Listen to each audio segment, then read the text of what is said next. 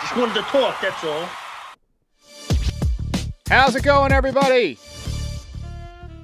Welcome back. So, I was supposed to be joined by Robbie Hyde of Monster Territory. Unfortunately, his internet waited until literally 5 minutes before the show to conk out. That's Boston for you, really. It's just the infrastructure, the people, probably just the entire city, the aura. And hopefully it's a sign of things to come, because the Yankees will kick off their wild card series against the Red Sox at 6 p.m. Eastern. So I had a whole bunch of questions for Robbie, and so I don't have a backup plan in terms of opening statements. So I thought maybe I could just talk to the audience. We do have a few voicemails set up, but Lori C says he's scared. You know what? One of my questions was going to be, what frightens you about the Yankees? I know that Yankees fans, myself included, want no part of Garrett Crochet. Garrett Crochet is an absolute monster. And Brian Bayo is pretty good too. But there have got to be some things that Red Sox fans are considering that are intimidating about the Yankees. We scored the most runs in baseball, right? And we did put up 5 runs against Garrett Crochet once. We do have the possible MVP. And not to mention, we've got Nuclear Stanton, healthy and beginning to lock it in as we kick off this postseason. And the thing about Stanton is he seems to be impervious to pressure. He seems to be one of these guys who loves the big moment, who lives for it. And over the years, we have seen some guys like that just go crazy in the playoffs. For me, and he did it with a little less bravado, but maybe the same kind of cool demeanor, Bernie Williams. Bernie Williams was a guy who walked off the Red Sox in a game in the ALCS in 99, and we talked about him in the last show.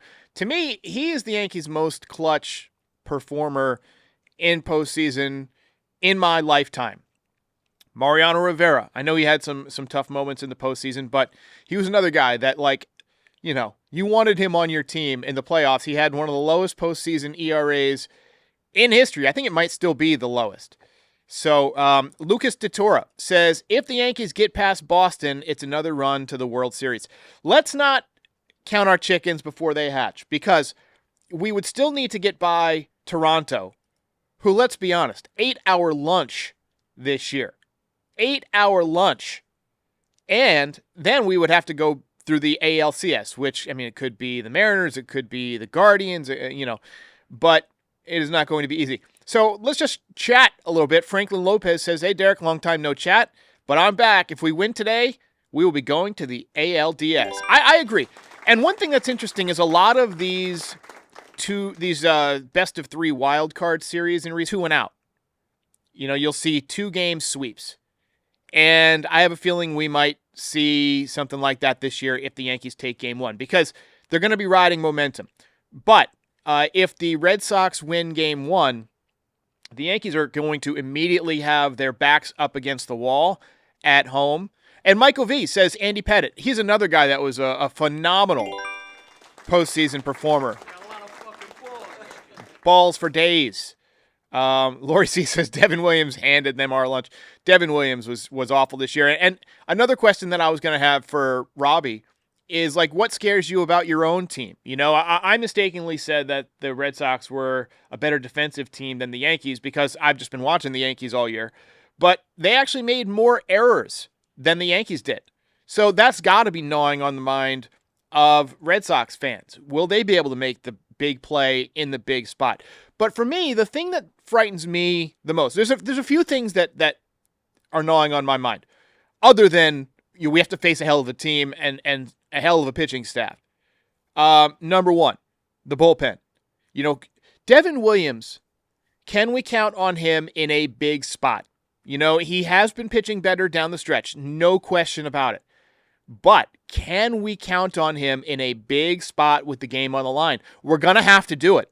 We're going to have to do it to get to the World Series. At some point, there's going to be a situation where it's second and third, one out, Devin Williams in the game, and he's got to get 2 outs, and it's like the number 3 and 4 hitter. And, he's not going to be able to throw that airbender every pitch. He's going to have to use his fastball. He's going to have to throw strikes. So, we'll see. Doug Rao says, Hall of Fame, first-time candidates released last night. Edwin Encarnacion, who remembers the parrot pose that he would give after a home run. Briefly a Yankee. Cole Hamels, a World Series opponent of the Yankees, also on that list. Lori C says she is calm, excited, and confident. I'm definitely excited.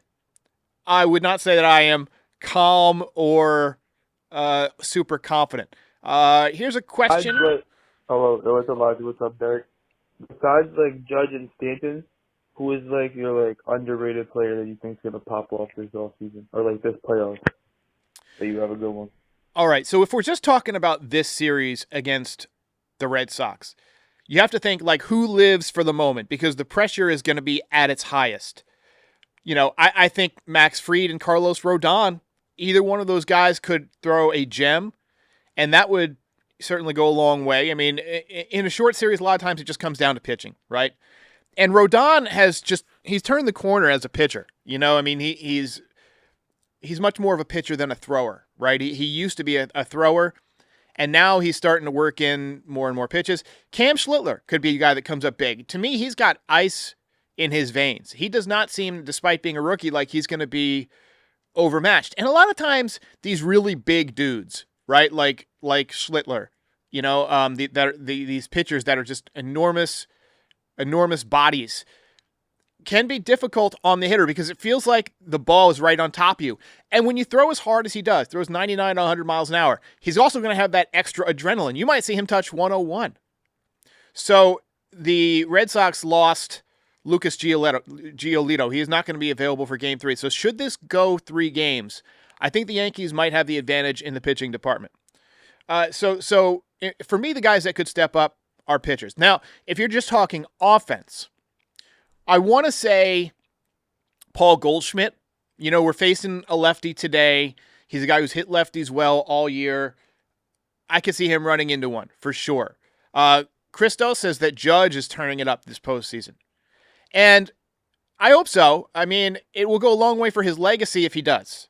And if he has another tough postseason and the Yankees have an early exit, well, guess what? Nobody's going to be talking about the Mets' epic collapse anymore. They're going to be talking about Aaron Judge, and he'll be the story of the entire offseason. So, I mean, those are the guys. I mean, I want Judge to step it up. I know you asked other than Judge. In terms of, getting a big moment, Caballero, he might have his reverse Dave Roberts moment where, he steals a big bag for us. I don't know if Dominguez is going to be in the game at all or in the series, but I could see him having an impact on the bases. I think it might come down to little things like base running, a big play in the field. But if you're talking, just hitting, I think it's going to be on the big boys. I think it's going to be on the big boys. Here's Chain. Hey, Derek, Chain. Well, we've got more going for us than we have going against us, that's for sure. For a successful playoff run and a World Series win run. Hopefully it appears, since they didn't celebrate, or I don't think they did celebrate winning the wild card anyway. They did. It don't mean a thing if you ain't got that ring. And one thing we have going for us is Grisham and Bellinger need to get hot. If Judge and Stanton can stay hot, we've got that going for us. The only things we have going against us is the goofiness that the coaching can cause, and the bullpen is overused, and we have that going against us. Yeah, the bullpen is the thing that scares me the most. A-Tim says, Jazz, 30-30 guy. And he could be somebody that steps up in a big way. He seems like one of these guys who wants so badly to come up big in a big moment and have that big moment. And last year he talked a lot of smack. Last year he was all over the newspapers. His sound bites, you couldn't go anywhere without reading about he's going to do this, we're going to do that, we're the best, this team's got nothing. And then he did jack in the playoffs, although he did, I think, hit a home run in the World Series. Jazz is one of these guys that I think relies a lot on confidence, and it's either way. So if he gets off to a slow start, that could affect his confidence, and he could have a slow series. But if he gets off to a good start, like if he gets a big hit, I think it could go the other way, and he could, catch fire. So that's somebody to watch out for. Here's Russ. Hey, Derek, Russell from Brooklyn.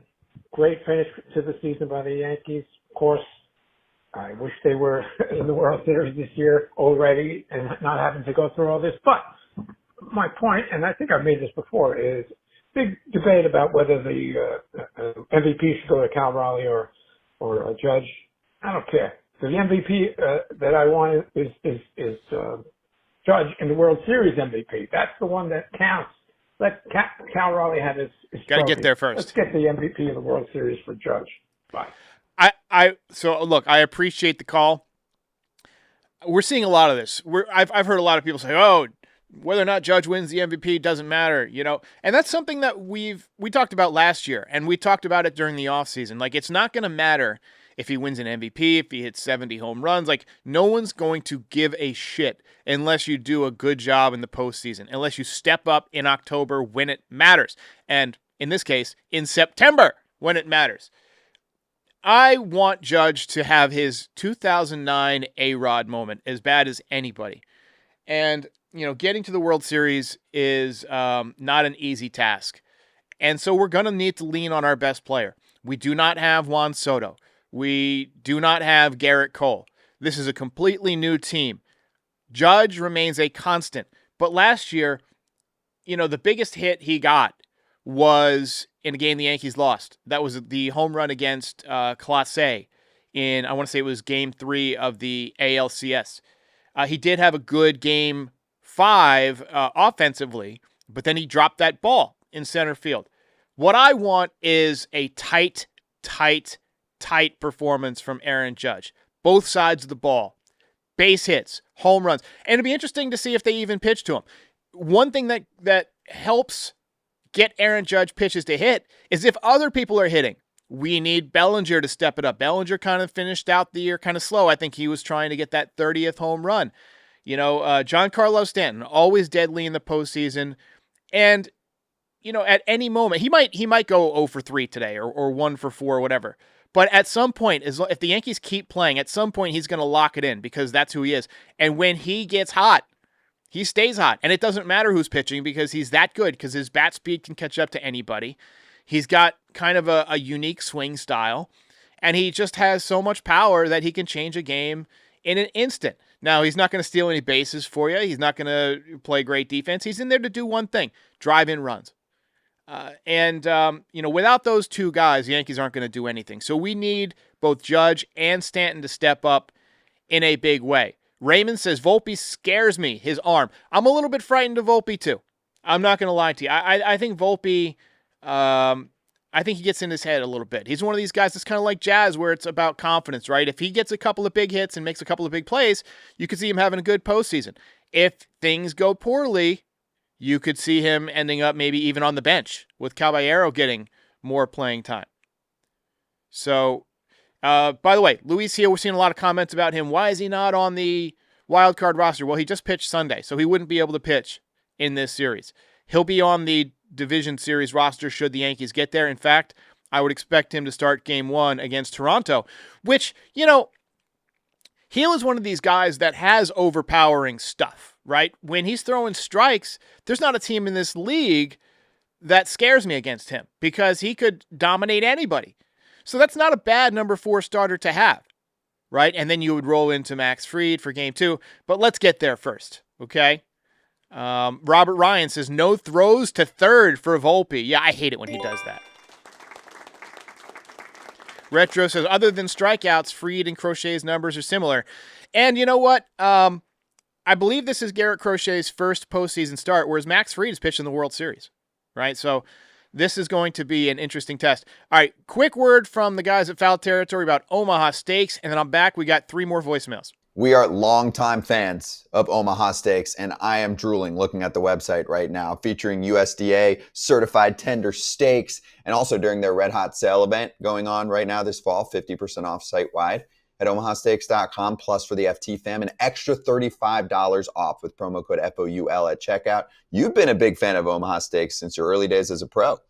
Brings me back to my low A-ball days, because we used to survive on this. We get a big order at the beginning of the year, cook them on our little electric grill, can of peas, some mac and cheese. That was dinner for 4. We survived off Omaha Steaks. It still has a special place in my heart. You thrived. Well, you guys ate like kings. Yeah. That's special. Get fired up for fall grilling with Omaha Steaks. Visit omahasteaks.com for 50% off site-wide during their Red Hot Sale event. And for an extra $35 off, promo code FOUL at checkout. 50% off at omahasteaks.com and an extra $35 off with promo code FOUL at checkout. See site for details. Dig in. It's just a reaction. They're going to send me back to Omaha, and I don't even live there. Here we go. Another call. Hey, Derek. Love the show and excited for the playoff game starting tomorrow with the hated Boston Red Sox. So I'm excited. I think we can go all the way this year. I could also see us getting knocked out in the first round. And here's my worry. I think Boone comes up small the bigger the games get. So if his managing comes into play, that's what makes me nervous. If the players got and win it on their own, great. Boone has a penchant for making bad decisions pitching-wise and otherwise. And I've already heard him say, hey, our best bet to win in the playoffs is hit a bunch of balls over the wall. Okay, we know that. We know, Yankees do best when they hit home runs. But you can't just count on that against number one pitchers like Crochet and others. You gotta plan on manufacturing some runs, or doing some situational hitting. And if the manager puts in the ball players' heads, hit home runs, which he did, I think, and that's why it comes from the very top, then all of a sudden when the home runs don't go out, we are flat as a pancake and we lose. And so I just am concerned about Cora managing circles around Boone, and whether Boone has learned anything after all these years of being in the playoffs and coming up short. So we'll see. Number one, we need Max Fried to bring his A game in game 1 because it's so important. So can't wait to see how this all unfolds, and I'll be watching the show. Thanks. Yeah, I mean, this is going to be a fun series if the Yankees win, and if not, it's going to be an absolutely brutal feeling. Here's Caleb in California. Hey, Derek. This is Caleb from California calling. I was watching your voicemail show the other day, and you were talking about how you believe the Red Sox had an advantage in Crochet versus Fried. I just want to say that Crochet is a great pitcher, might win Cy Young, but I think that you're not giving Fried enough credit. Fried has been phenomenal against the Red Sox this year, and he's a quality postseason pitcher. He's a veteran. The dude's won a World Series. So just want to know your thoughts on that, and go Yanks. I hope I don't jinx Fried. I don't believe in jinxes. Fried has a chance to establish himself as a Yankee legend in his first year. He had an amazing first season, and if he has a great postseason, helps get the Yankees to the World Series, pitches well, he's going to be beloved in New York City for a long time. Here's Hey, Ed. Derek, this is Ed from the Bronx, now in Florida. Now that the season's over, I just wanted to compliment you on doing a great job with your podcast. Listening to about 6 or 7 different podcasts. You are by far the most prepared, the most entertaining, probably the most knowledgeable. So thank you for all you do. We appreciate it. I've been a Yankee fan since 1960. And I'm going to be honest, I think the Yankees have a better team than the Red Sox. I think they should be able to beat them. And I thank God for not making me a Mets fan. Have a great day. I appreciate the kind words. And yeah, tough season for the Mets.